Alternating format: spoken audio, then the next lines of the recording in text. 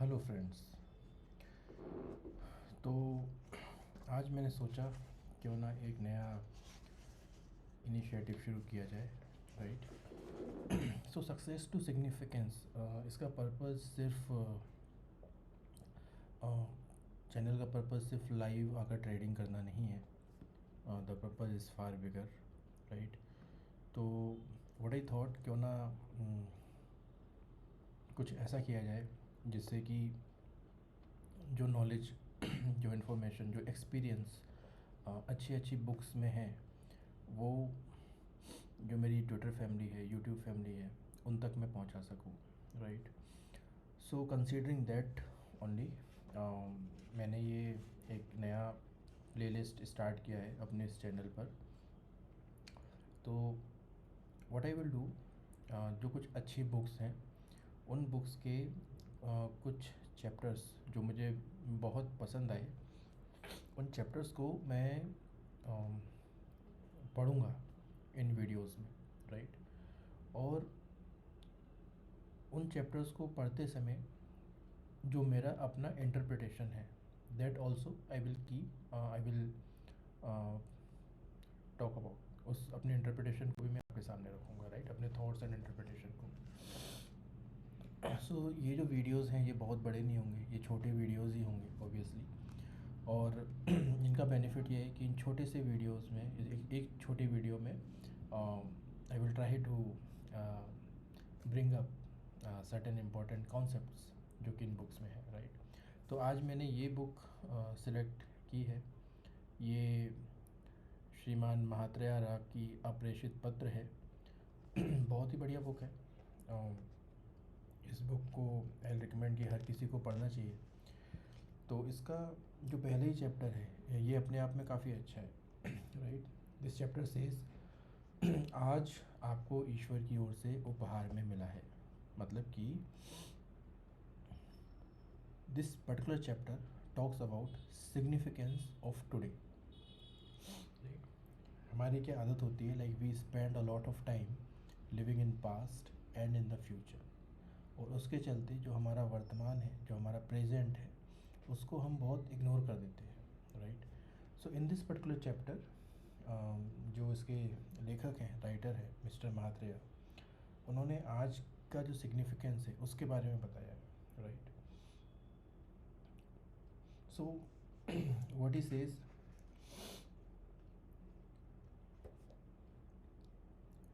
जब हम किसी चीज़ के जब हम किसी पर्टिकुलर चीज़ के पीछे का जो सिग्निफिकेंस होता है, उसका जो महत्व होता है, उसको हम समझ जाते हैं, देन वो जो वस्तु है, whether it is a thing और इट इज़ अ पर्सन और it is some type of energy, anything it is, वो हमारे लिए गिफ्ट बन जाती है। It becomes a gift for us, right. The moment we recognize the significance of something, it becomes a gift for us, right. For an example, whatever our parents have done for us in the childhood, right, until we realize the significance of that, we will not appreciate that, correct. Whatever we have in our life presently, whether it is money, it's health, it's the materialistic things or relationships, whatever we have, right, until we recognize the significance of that, we will not appreciate that. The moment we start recognizing the significance of them, we start appreciating them and they become gift for us.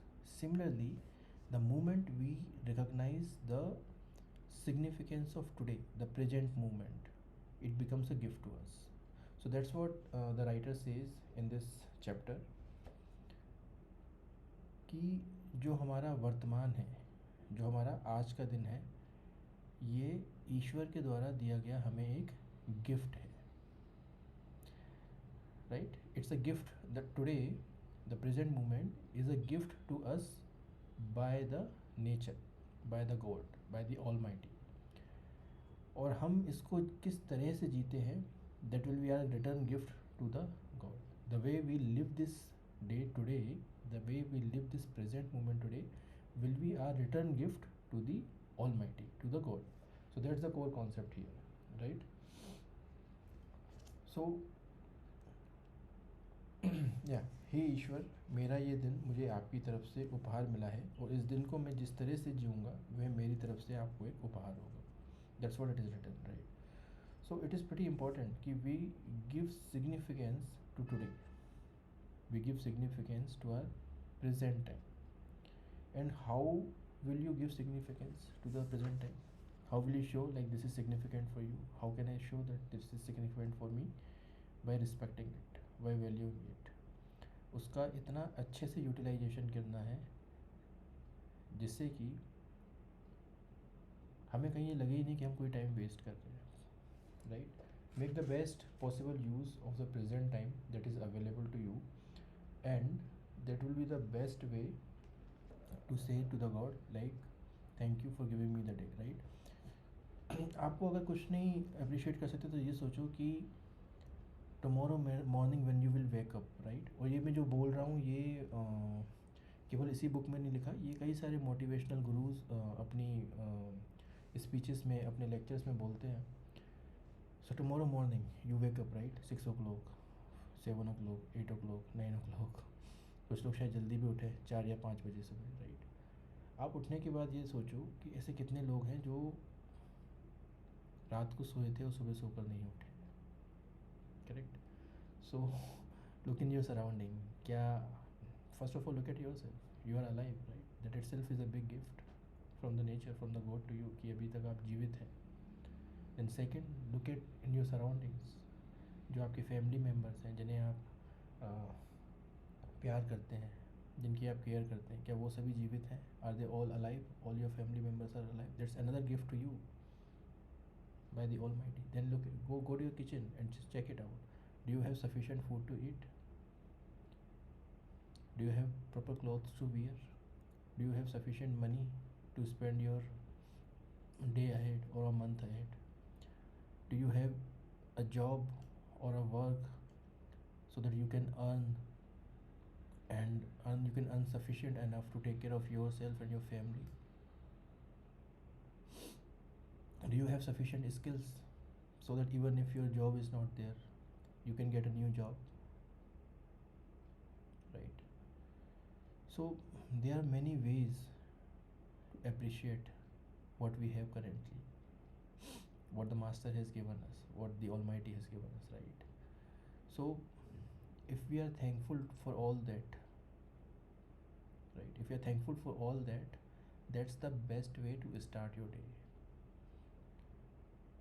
So the moment we have gratitude for whatever we have, that's the first step towards being happy, right?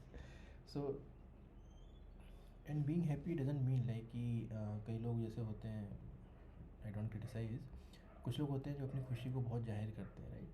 हंसते हैं, गुनगुनाते हैं, खिलखिलाते हैं. कुछ लोग ऐसे होते हैं जो शांत रहते हैं, खुश हैं पर शांत हैं. They don't like to express much. I am that kind of person. Like I am happy but I am okay, calm. मैं ज़्यादा एक्सप्रेस नहीं करता हूँ.